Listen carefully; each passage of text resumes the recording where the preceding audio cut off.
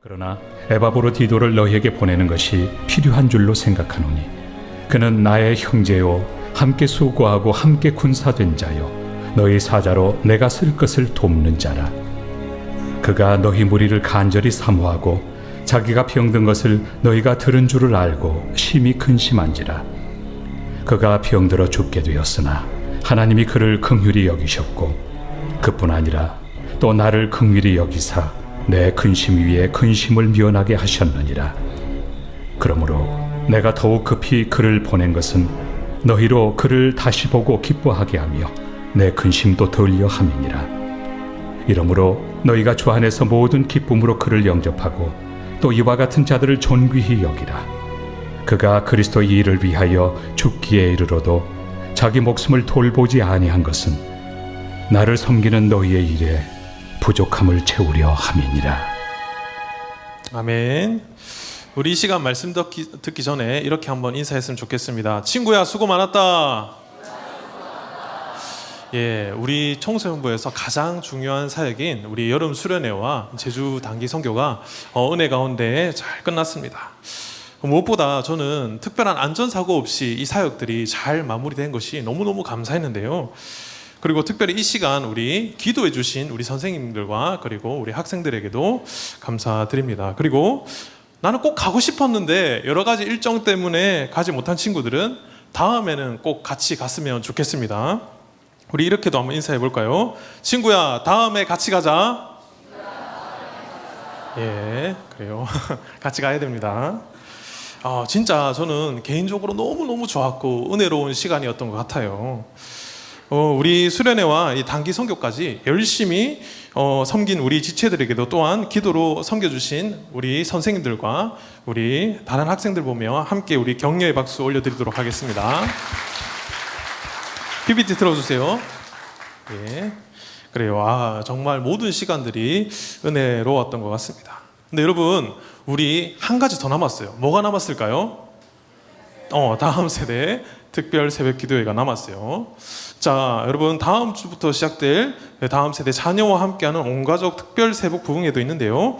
우리 이렇게도 한번 인사해 볼까요? 친구야, 조금만 더 수고하자. 그래, 여러분, 다음 세대 특별 새벽 부흥회는 내가 뭐 일정이 안 된다, 학교 가야 된다. 그럼 어차피 여러분 새벽에 하니까 내가 잠만 줄이면 충분히 올 수 있다, 없다? 있다. 새벽 부흥회 올래 말래? 이게 이제 별 재미없나 보네요. 예, 이제 개그 애매하긴 해. 자, 그렇습니다. 여러분, 이번 특별 새벽 부흥회는요, 최고의 강사진들이 오셔서 말씀을 전해주니까 우리가 이번 여름을 정말 은혜로 잘 마무리했으면 좋겠습니다. 그리고 우리 아까도 연습했는데 우리 화요일 둘째 날에는 우리 청소년부에서 특송을 하니까 이번에 잘 준비해서 하나님께 영광 올려드리는 시간 되었으면 좋겠습니다. 자, 이제 우리 어쨌든 수련회도 끝나고 단기 선교도 끝났는데요. 우리가 이렇게 보면 수련회 앞에 나와서 기도 제목 나눈 친구, 내가 대형의 차은우다 하며 앞에 나왔던 친구, 그리고 내가 대형의 장원영 카리나다라고 자기를 소개한 친구는 기억에 남아요. 아면 이게 고등부 수련회 때 있었던 일인데 중등부 친구들은 무슨 말인지 잘 이해가 안 갈 거예요. 제가 설명해 드릴게요. 여러분, 우리 고등부 선배들 중에 잘 들으세요. 자칭 차은우가 여러분 10명이 넘습니다. 보세요. 자칭 내가 차은우다 하는 사람이 10명이 넘고 장원영, 카리나다라고 생각하는 친구들도 여러분 꽤 있습니다. 중등부 친구들한테도 한번 객관적으로 물어봐야 되는데, 어쨌든 이번 수련회 때 저한테 어떤 친구가 변우숙 닮았다고 하더라고요. 그래요, 여러분. 이런 말은 좋지 않습니다. 그렇게 말한 친구 마음은 너무 고마운데요, 여러분. 제가 말했다고 하면 이렇게 잘하면 제가 돌봐줄 수가 있습니다. 저는 절대로 제가 변우석 닮았다고 생각하지 않아요. 1도 생각하지 않습니다. 자, 여러분, 어쨌든 이렇게 나와서 자기 뭐 사연도 소개하고 기도 제목도 소개하고 혹은 강의 때 질문도 하고 특무도 하고 특성한 스텝 선생님들은 다 기억에 남는데, 앞에서 나와서 뭐 찬양으로 섬기고 그런 모든 분들은 기억이 나는데, 뒤에서 묵묵히 섬겼던 미디어 팀 선생님 이름 뭔 줄 여러분 기억나나요? 은수쌤은 미디어하고 총괄했잖아요. 미디어는 안 하고 전체 총괄했잖아요. 그 혹시 마이크 나눠주고 뭐 자막 넘겼던 사람 이름 기억납니까? 보세요, 여러분. 잘 기억이 안 나요, 여러분. 여러 가지로 뒤에서 엄청 바쁘게 섬겼는데도 이름이 잘 기억이 안 난다는 것입니다. 여러분, 요즘은 어떤 사람들이 주목받는 시대입니까? 유튜브나 틱톡에서는 카메라 앞에서 말을 잘하는 사람, 춤을 잘 추거나, 이번에 저도 노인정 가가지고 이거 아따 참말이요 이거 했는데 너무 좋더라고요. 그리고 유쾌한 리액션을 잘하는 사람, 히라미 같이, 그리고 혹은 무대 위에서 존재감 있는 사람이 팔로워를 많이 끌고 주목을 받습니다. 학교에서도 그래요. 목소리 크고 재미있고 분위기를 주도하는 친구, 말 잘하고 리더 역할을 맡은 친구가 인싸라고 불리고 중간에 서게 됩니다. 오늘날 이 청소년과 청년 세대는 다른 사람이 나를 어떻게 보는지가 내가 나를 어떻게 생각하는지보다 더 중요해진 시대를 살아가고 있습니다. 누구나 이런 주목받고 싶은 욕망을 안고 살아가고 있는 시대이죠.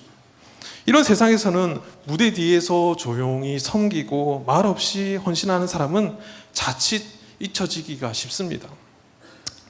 아무도 나의 고생을 알아주지 않으면 괜히 허무하고 나만 바보같이 일하고 있는 건가 하는 생각이 들 수도 있어요. 그런데 성경은 우리에게 이렇게 말씀하십니다. 하나님은 주목받지 않아도 묵묵히 자기 자리를 지키는 자를 어떻게 기억하신다라는 거예요. 마태복음 6장 4절에서 예수님 이렇게 말씀하십니다. 은밀한 중에 보시는 너희 아버지께서 갚으시리라. 아무도 모르게 혼자서 기도한 사람, 아무도 안 보는 곳에서 혼자서 물건을 정리한 사람, 혼자서 묵묵히 섬긴 사람, 그 모든 손길을 사람은 몰라도 누구는 아신다? 하나님은 다 아시고 갚아주신다라는 거예요. 여러분, 오늘 본문에 나오는 이 에바브로디도도 그런 하나님 나라 가치가 잘 드러나는 인물입니다.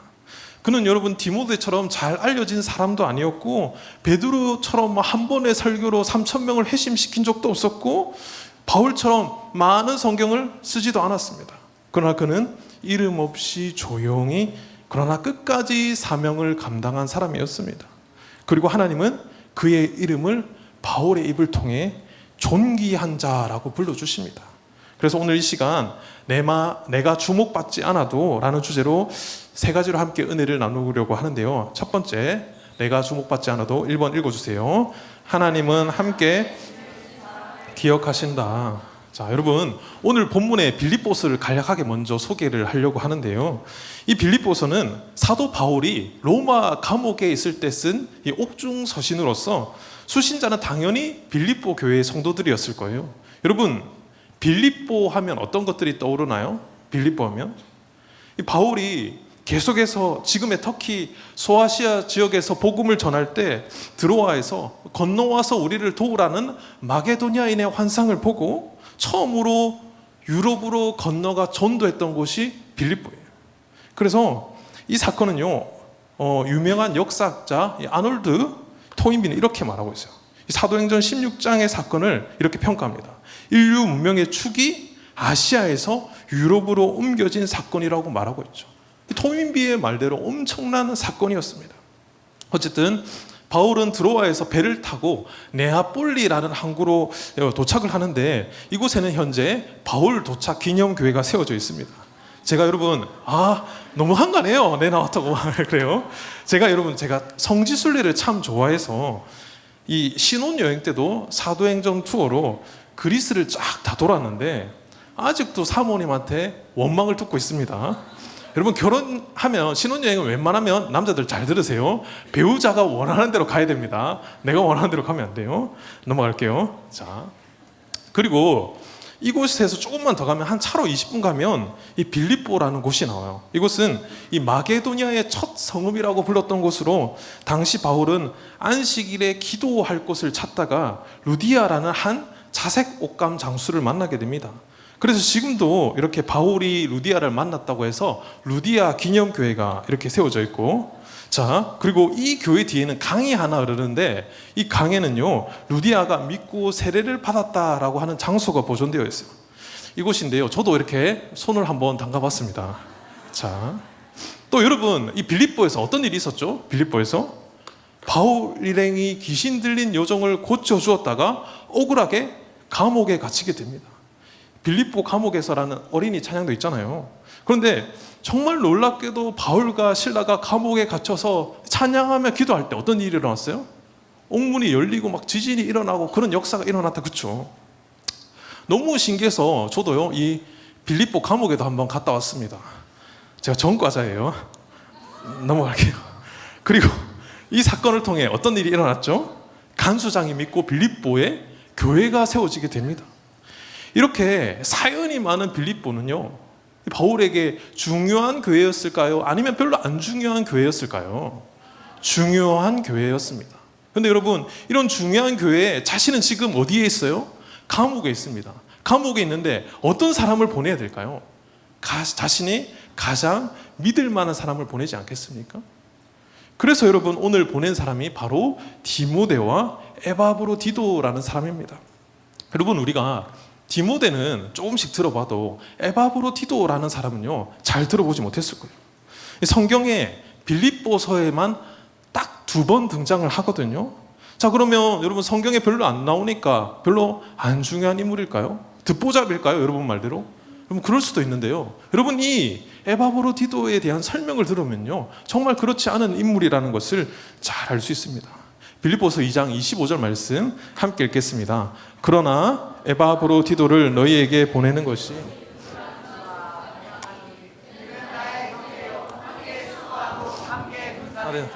너희의 사자로 나의 쓸 것을 돕는 자라. 아멘. 바울은 지금 에바브로디도에게 뭐라고 말하죠? 나의 형제요, 영적인 동지요, 신뢰의 관계라는 거예요. 여러분, 여기서 바울은 에바브로디도를 함께 수고한 자라고 소개하고 있습니다. 여러분, 이 단어는 헬라어로요 시네르고스인데요, 단순히 같이 있었던 사람이 아니라 고난과 사명을 함께 짊어진 동력자, 같은 밭을 함께 갈았던 노동자를 의미합니다. 단순한 도우미가 아닌 희노애락, 고생을 같이 했던 사람이라는 거예요. 여러분, 바울이 복음을 전하기 위해서 얼마나 많은 고생을 했습니까? 바울과 함께 같이 고생했다라는 말은요 어마어마한 의미를 담고 있어요. 사도 바울은요 복음을 전하다가 수많은 고난을 당했습니다. 고린도후서 11장에 그 내용이 이렇게 나와 있어요. 다 읽으라 하면 여러분, 제가 시험 들 것 같아서 제가 설명할게요. 사도 바울은요 수고를 넘치도록 하고 옥에 갇히기도 더 많이 하고 매도 수도 없이 맞고 여러 번 죽을 뻔하였대요. 40에서 하나 감한 매를 5번 맞았으며 3번 태장으로 맞고 1번 돌로 맞고 3번 파산하고 일주야를 깊은 바다에서 지냈으며 단기 선교 가다가 배가 파손한 거예요. 배가 지금 뭐 갑자기 침몰해가지고 바다에 있었다라는 것입니다. 이번 단기 선교 때 저희가 노인정팀이 비양도라는 섬을 다녀왔거든요. 근데 그런 비양도에 가다가 배가 지금 막 파손돼가지고 바다에 떠내려가는 그런 경험도 했다라는 것입니다.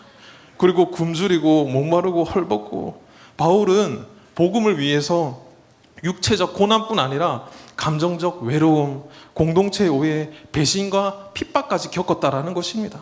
그런데 이런 사역 속에서도 그 곁에 묵묵히 있던 사람이 누구냐? 바로 본문의 에바브로디도였다라는 것입니다. 또한 여러분, 여기서 함께 군사된 자는요, 이 표현은 바울이 종종 사용하는 영적 전쟁의 이미지에서 나옵니다. 여기서 군사는 단순히 병력이 아니라 같은 전쟁터에서 생사고락을 함께한 존을 의미하는 것입니다. 에바브로디도는 바울에게 그런 사람이었다라는 거예요. 그리고 너희의 사자요, 여기서 사자는 헬라어로요 아포스톨로스라고 하는데, 즉 보냄을 받은 자라는 뜻입니다. 작년 단기 선교 주제였기도 했는데요, 물론 여기서 말하는 아포스톨로스는 12제자, 12사도를 의미하는 것이 아니라 빌립보 교회가 바울을 돕기 위해 보낸 교회의 대표라는 것이죠. 또 내가 쓸 것을 돕는 자라, 이 말은요 당시 성전에서 제사장이 섬기던 공적 직무를 표현할 때 쓰이는 말로서 바울이 사역하면서 필요한 여러 재정적인 부분도 성실하게 도왔다라는 것입니다. 그리고 이것은 단순히 돈이나 물건을 전달한 사람이 아니라 거룩한 사명으로 바울의 필요를 채운 것으로, 바울이 로마 감옥에서 되게 힘들었지 않았을까요? 그때 심리적, 영적, 육체적 필요를 채웠다라는 말입니다. 즉 하나님 앞에서 사람을 섬긴 자라는 뜻이에요. 에바브로디도는 다른 사도들처럼 막 주목받는 사람은 아니었습니다. 그러나 바울의 짐을 함께 졌고, 그런 에바브로디도의 수고가 성경에 기록된 것처럼 하나님 앞에도 기억되었다라는 것입니다. 사랑하는 여러분, 사도 바울 혼자 어떻게 이런 큰 사역을 감당할 수 있었을까요? 아닙니다. 여러분, 사도 바울이 이렇게 사역을 감당할 수 있었던 것은 그의 뒤에서 보이지 않게 묵묵히 섬겨준, 함께 짐을 져준 사람들이 있었기 때문에 수많은 교회가 세워진 것이죠. 특별히 이번 제주 단기 선교에서도 우리 청소년 목사님들이 다 같이 갔지만 이 목사님들 함께 옆에서 섬겨줬던 선생님들이 계셨기에 이 제주 단기 선교가 정말 은혜 가운데 잘 마무리될 수 있었다라는 것이죠. 여러분, 눈에 띄지 않아도 묵묵히 섬겼던 그 여러분의 섬김은요, 사람들은 때로 몰라줄 수 있어도 하나님은 알고 계신다는 것을 꼭 기억할 수 있기를 예수님의 이름으로 축복합니다. 두 번째는요, 내가 종목받지 않아도 하나님은 끝까지 책임진 섬김을 귀하게 여기신다라는 거예요. 여러분, 에바브로디도는 원래 빌립보에서 사역을 하던 사람이었습니다. 그러던 중 이 바울의 투옥 소식을 듣고 이 바울을 돕기 위해 로마로 갔다라고 되어 있어요. 근데 당시에 뭐 차 타고 가는 것도 아니고 이 제대로 된 이동 수단이 없는 상태에서 급하게 길을 가다가 이 에바브로디도가 병을 얻었다라고 나와 있습니다. 근데 이 병이요, 단순히 감기 몸살 정도가 아니라 아주 심각한 병이었던 것 같아요. 27절 한번 읽어볼게요. 시작. 저가 병들어 죽게 되었으나 또 나를 긍휼히 여기사 내 근심 위에 근심을 면하게 하셨느니라. 아멘. 그럼 저가 병들어 죽게 되었으나, 그런데 신기하게도 바울은 여기서 병든 에바브로디도를 하나님이 고쳐주셨다, 치유해주셨다라는 말을 사용하지 않고 긍휼히 여기셨다라고만 설명하고 있습니다. 아마 병이 온전하게는 다 고쳐지지 않은 것 같아요. 바울도 이런 많은 기적을 행했지만 자기 몸에 육체의 가시가 있다고 말할 정도로 바울도 개인적으로 가진 질병들이 있었습니다. 여러분, 우리가 건강해야 사역을 잘 할 수 있지만 때로는 주님의 일을 하다 보면요, 병을 얻을 수도 있어요. 그러나 이 에바브로디도는 많이 아팠고 힘들었지만 자신에게 맡겨진 사역을 끝까지 감당했다라는 것입니다. 그리고 26절을 보면 오히려 자기가 병든 것을 빌립보 교회 성도들이 알았을 때 근심했다라고 나와 있어요. 26절도 한번 볼까요? 그가 너희 무리를 간절히 사모하고 자기 병든 것을 너희가 들은 줄 알고 심히 근심한지라. 여러분, 에바브로디도는 왜 근심하고 걱정했을까요? 제가 이 말씀을 연구하면서 찾아보니까 당시 사람들은 병이요, 하나님이 내리신 징계나 벌로 생각을 했어요.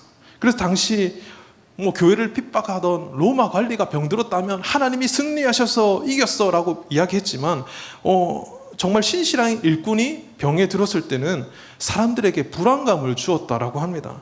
그래서 에바브로디도는 자신이 아픈 것이 여러 빌립보 교회 성도들에게 알려지자 마음이 어렵고 걱정을 한 것이죠. 예를 들면요, 지금도 약간 그런 부분이 있는데 선교사 부부가 이 아마존 정글에서 한 원주민에게 복음을 전했어요. 그리고 그 복음을 전하면서 그곳에서 교회도 세우고 신학교도 세웠는데 사모님이 그만 폐암에 걸려버린 겁니다. 근데 사모님은 의연하게 사역을 하다 보면 폐암에 걸릴 수도 있지 하고 넘어갔는데 그 원주민들이 시험에 든 거예요. 아니, 하나님이 살아계신데 어떻게 저렇게 착한 사모님이 폐암에 걸렸을까 하면서 시험에 들어서 선교사님이 그걸 잘 설명해 주느라 애를 먹었다라는 내용을 들은 적이 있는데요.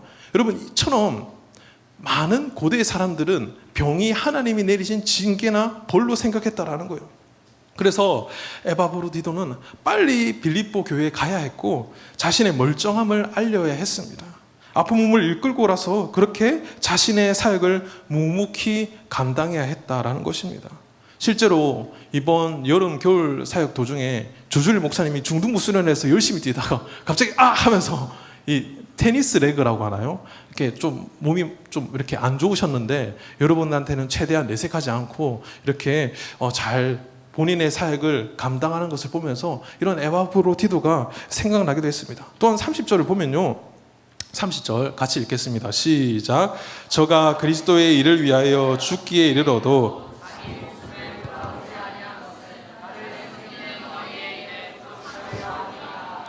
아멘. 에바브로디도는 여기 뭐라고 되어 있어요? 자신의 목숨까지도 아끼지 아니하며 자신의 공동체와 자신에게 맡겨진 사명을 감당했다라고 이야기하고 있습니다.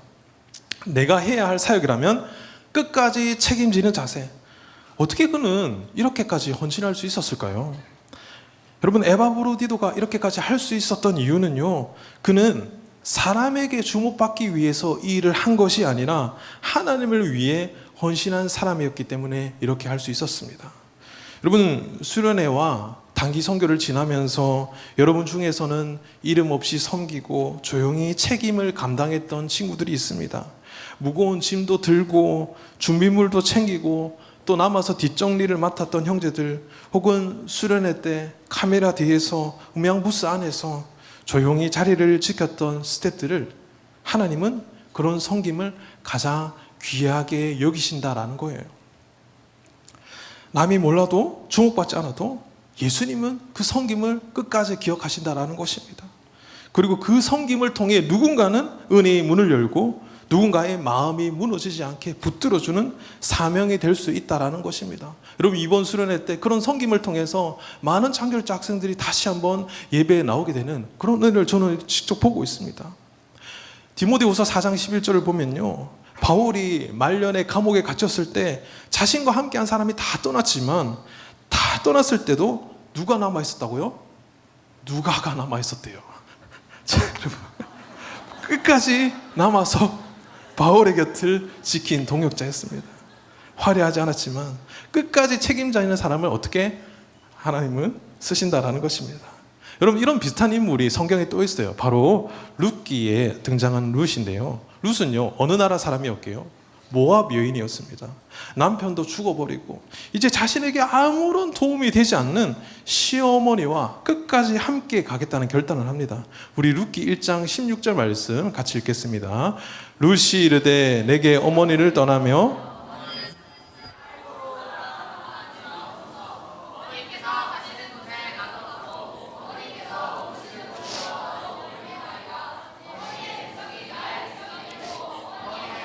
나의 하나님이 되시리니. 아멘. 이방 여인이었던 룻이 끝까지 가는 헌신 가운데 그는 다윗의 증조 할머니가 됩니다. 또한 여러분, 이렇게 마태복음을 읽어보시면 예수님의 족보였던 그 족보와 계보 가운데 룻의 이름이 올라가 있는 것을 보게 됩니다. 사랑하는 여러분, 에바브로디도는 병들어 죽을 뻔한 상황 가운데서도 자신의 사명을 끝까지 감당했습니다. 룻도 모든 것을 내려놓고 어머니의 하나님을 섬기고자 시어머니를 따라가는 길을 선택을 했습니다. 두 사람 모두 앞에 나서는 사람은 아니었어요. 그런데 하나님은 그런 끝까지 책임진 섬김을 귀하게 여기셨다라는 것입니다. 오늘 우리도 사람의 눈보다 하나님의 시선을 바라보며 묵묵히 자기 자리를 지키는 믿음의 사람들이 되기를 소망합니다. 아멘. 세 번째는요, 내가 주목받지 않아도 읽어주세요. 하나님은 기쁨과 위로가 된 사람을 높이신다. 빌립보서 2장 28절과 29절 함께 읽겠습니다. 그러므로 내가 더욱 급히 그를 보낸 것은 너희로 그를 다시 보고 기뻐하게 하며 내 근심도 덜려 함이니라. 이러므로 너희가 주 안에서 모든 기쁨으로 그를 영접하고 또 이와 같은 자들을 존귀히 여기라. 아멘. 여기서 바울은 이 에바브로디도를 빌립보 교회로 급히 보낸 이유를 이렇게 설명합니다. 너희로 기뻐하게 하려 하고 내 근심도 덜게 하려 함이라. 다시 말해, 에바브로디도는 누구에든지 기쁨이 되고 위로가 되는 사람이었다라는 거예요. 자기 한 사람으로 인해서 공동체에 웃음이 돌고 무거운 분위기가 가벼워지고 낙심했던 사람들에게 마음의 위로가 스며드는 그런 사람이었다라는 것입니다. 요즘 말로 하면 온기 나는 사람, 사람 냄새 나는 사람, 같이 있으면 마음이 따뜻해지는 사람이 바로 에바브로디도였다라는 거예요. 성경은요, 그런 사람들을 향해 이렇게 말하고 있습니다. 이와 같은 자들을 존귀히 여기라. 하나님은요, 무대에 오른 사람뿐만 아니라 세심하게 다른 이의 마음을 살핀 사람을 존귀하게 여기신다라는 거예요. 그런 면에서 여러분의 선생님이나 이번 수련회 때 또 혹은 단기 선교 때 여러분들을 섬긴 청년 스태프들이 바로 그런 분들이라는 것이죠. 제가 이 말씀을 묵상하다가 또 생각나는 인물이 한 명 더 있었습니다. 바로 사도행전 9장에 나오는 도르가 혹은 다비다라는 인물인데요. 여러분, 사도행전 9장을 보면 그녀가 섬긴 섬김이 잘 나와 있는데, 도르가는 아무도 주목하지 않는 자리에서 가난한 자를 섬기고 옷을 지어주던 여제자였습니다. 그녀가 병으로 죽을 때 많은 사람들이 그녀가 지어준 옷을 들고 울면서 말합니다. 이 옷은 도르가가 나를 위해 만들어준 옷입니다. 사랑하는 여러분, 도르가는요, 강단에서 말씀을 전한 사람도 아니었어요. 사도 바울처럼 많은 교회를 개척하고 많은 성경을 쓴 것도 아닌데, 그녀의 죽음 앞에 공동체 모두가 통곡을 했습니다. 왜 그랬을까요? 도르가는 조용했지만 그 공동체 전체의 위로이자 기쁨이었기 때문입니다. 그녀의 손끝에서 사랑이 전해졌고 그녀의 마음에서 흘러나온 자비가 수많은 사람들을 살렸기 때문입니다. 요즘 세상은 나를 봐주세요 하는 시대입니다. SNS나 유튜브나 틱톡을 보면 다 그래요. 무대에 오르고 팔로워를 모으고 나를 알리는 일이 정말 중요하게 여겨집니다. 심지어 교회 안에서도 가만히 보면 조용히 섬기는 사람보다 드러나는 사람이 인정받는 것처럼 느껴질 때가 있어요. 그러나 여러분, 하나님은 다르게 보신다라는 거예요. 누군가의 상처에 조용히 다가가서 말없이 안아주는 사람, 힘든 친구에게 아무 말 없이 음료수를 내미는 사람, 공동체의 짐을 대신 지고 누구에게도 티를 내지 않는 사람, 하나님은 그런 사람을 존귀히 여긴다라고 말씀을 하십니다. 이번 수련회나 이 제주 단기 선교 기간 동안 무대에 오르지는 않았지만 뒤에서 쉼없이 움직인 친구들이 있었습니다. 모두 다 기도하고 있을 때 어떤 친구는 계속 기도하지 않고 사진 찍고 그걸 보존하는 그런 친구들도 있었어요. 누군가는 음향을 또 만지고 자막을 넘기고, 또 누군가는 그 주변에 있는 쓰레기를 치우고, 누군가는 조용히 아픈 사람을 챙기고, 그 친구들과 그리고 선생님들이 계셨기에 은혜의 분위기가 유지되고 누군가는 다시 예배의 자리에 설 수 있게 된다는 것입니다.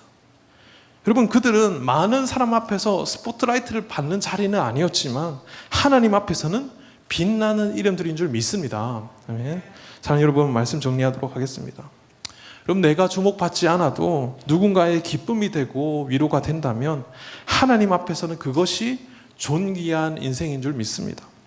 누군가 안아주지 않아도 내가 맡은 자리에서 묵묵하게 섬길 때 하나님은 그것을 보시고 기뻐하시고 기억하신다는 거예요. 제가 여러분 이번에 고등부 수련회를 끝나고 소감문을 한 100몇 장 되는 걸 다 읽어봤어요. 참 감사한 것이 이번 수련회가 역대급으로 좋았다. 시간이 제일 빨리 갔다. 모르는 사람들이랑 친해져서 좋았다. 수련회 장소도 좋았고, 노희성 소장님 창조 강의할 때 빅뱅 이론과 진화론이 틀렸다라는 것을 알게 되었다. 물놀이도 너무 좋았다. 특별히 이호환 목사님 말씀 너무 재밌고 좋았어요. 스텝 선생님들 너무 잘 챙겨주셨어요. 존심 선생님이랑 인스타 마팔하고 싶어요. 고등부 얘기만 해서 미안해요. 제가 중등부 건 안 읽어봐가지고. 조 배정도 너무 좋았고, 어떤 친구는 우리 조 1등에서 너무 좋았대요. 기도회 때도 좋았어요. 조준일 목사님 기도회 인도하실 때 너무너무 좋았어요. 등 다양한 의견들이 있었어요. 그런데 한편으로는 제가 여러분 100장을 넘게 읽었는데요, 강로사님 너무 좋았어요. 타락 강의를 제가 했거든요. 너무 새로웠어요.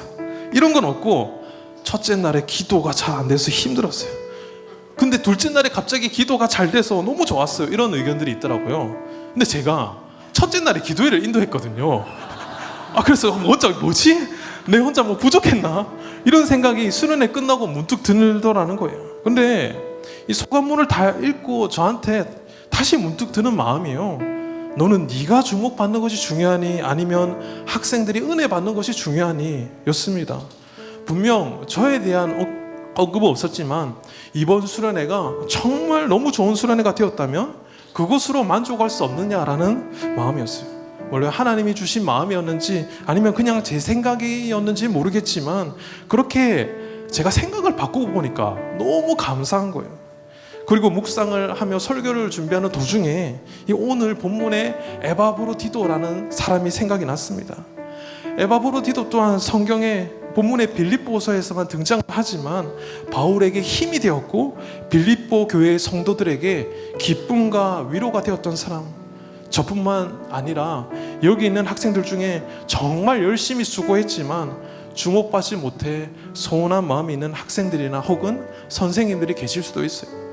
그러나 하나님께서는 그런 우리의 섬김을 꼭 기억하신다는 것을 깨닫고 하나님 앞에 인정받기를 소망하는 저와 청소년부 모든 지체들 되길 예수님의 이름으로 축복합니다.